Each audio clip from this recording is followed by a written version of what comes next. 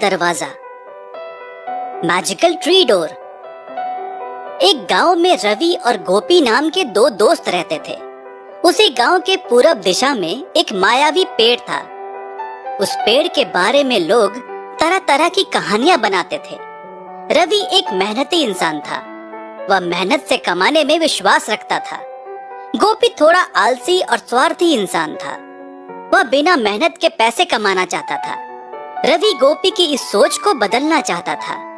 एक दिन रवि और गोपी काम खत्म करके घर वापस आ रहे थे कि रास्ते में एक फकीर अपने जादुई बक्से में से मिठाइयाँ और तोहफे लोगों में बांट रहा था। वह रवि और गोपी को भी देता है। गोपी को उस मायावी डिब्बे को लेने की इच्छा होती है। क्या बात है बच्चों, तुम लोग अभी तक नहीं गए? और कुछ चाहिए क्या तुम्हें? मुझे वो जादुई डब्बा चाहिए। मैं बहुत कुछ कमाना चाहता हूँ। देखो बेटा, बिना मेहनत के कुछ नहीं मिलता। ये मैंने बहुत मेहनत करके मायावी पेड़ से लिया है। अगर तुम्हें चाहिए तो तुम भी उस मायावी पेड़ के पास जाओ। मैं उसकी पूरी जानकारी तुम्हें देता हूँ। फकीर रवि और गोपी को उस मायावी पेड़ के बारे में गुप्त रूप से बताता है। गोपी और रवि फकीर को धन्यवाद कहते हैं। वह उन्हें प्रणाम करते हैं और अगले दिन अपने खाने के बक्से बांधकर उस मायावी पेड़ के पास निकलते हैं। दोपहर तक वह पेड़ के पास पहुंचते हैं। दोनों वहां तक धैर्य से आए। गोपी वहां आकर उस पेड़ को देखकर घबरा जाता है। अरे रवि, मुझे डर लग रहा है। मैंने पहले ही मना किया था। अब यहाँ तक आ गए हो तो डर कैसा? यह कहकर रवि मायावी पेड़ का दरवाजा खोलता है। अंदर पूरा अंधेरा था। वह धीरे धीरे सीढ़ियां उतरते हैं। गोपी डर के मारे कांप रहा था, पर रवि हिम्मत से था। अंधेरे में ही वो दोनों बहुत सारी मुसीबतों को पार कर वह फकीर की बताई जगह पर पहुंचते हैं। वहां आंखों को चकित करने वाली सुनहरी रोशनी थी। थोड़ी सी भी देरी ना करते हुए रवि और गोपी उस फकीर के बताए हुए मंत्र को पढ़ते हैं। बस उनके मंत्र पढ़ते ही उन लोगों को एक आकाशवाणी सुनाई देती है। बच्चों, मैं तुम लोगों को एक एक वरदान देता हूँ। मांगो क्या मांगना है, पर वरदान मिलने के बाद अपने अपने वरदान लेकर तुम लोगों को इस मायावी पेड़ से बाहर तुरंत निकलना है। रवि और गोपी मायावी पेड़ को प्रणाम कर अपनी अपनी इच्छाएं अपने अपने मन में मांग लेते हैं। गोपी आंख खोलकर देखता है। उसके पास हीरों से भरे थैले थे। गोपी उन हीरों के थैलों को देखकर खुशी से झूम उठता है।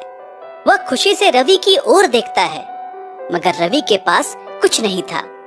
क्यों रवि, तुमने कुछ नहीं मांगा क्या? मेरी सबसे बड़ी दौलत तुम हो। मुझे और क्या चाहिए? चलो जल्दी यहाँ से, हमारे पास वक्त नहीं है। गोपी को रवि की बातें समझ में नहीं आई। वह दो थैले कंधे पर और एक थैला हाथ में पकड़कर चलने लगता है। रवि थैला पकड़ने में गोपी की मदद नहीं करता, क्योंकि यह आकाशवाणी का नियम था। रवि सिर्फ गोपी को जल्दी चलने के लिए कह रहा था। थोड़ी दूर जाने के बाद गोपी थक जाता है और वहाँ थैली नीचे रख देता है। रवि गोपी को देखकर, गोपी हमारे पास वक्त नहीं है, हमें यहाँ से निकलना होगा, वरना हमारे प्राण चले जाएंगे। गोपी फिर से उन थैलों को अपने कंधों पर लाद कर वहाँ से निकलता है। 10 कदम भी चला नहीं कि पीछे से भयानक आवाज उनका पीछा करने लगी। गोपी अब और नहीं चल पा रहा था। वह बहुत ही मायूस होकर रवि की ओर देखता है और कहता है, रवि, तुमने मुझे बहुत बार समझाया कि लालच मत किया करो, पर मैंने तुम्हारी बात नहीं मानी।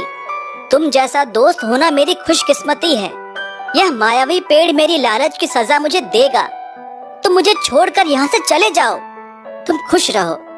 गोपी के यह कहते ही वह भयानक आवाज उस तक पहुँच जाती है।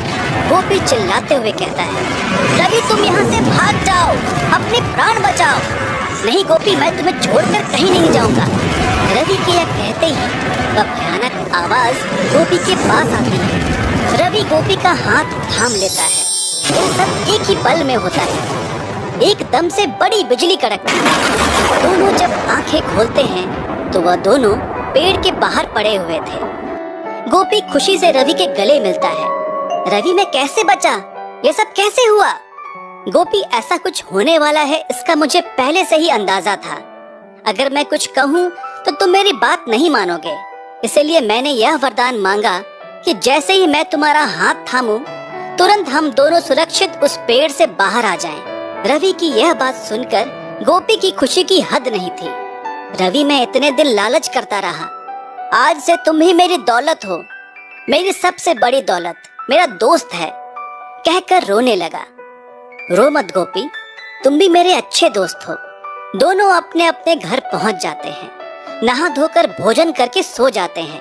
पलंग पर सो रहे रवि के तकिए के नीचे कुछ ऊंचा महसूस होता है।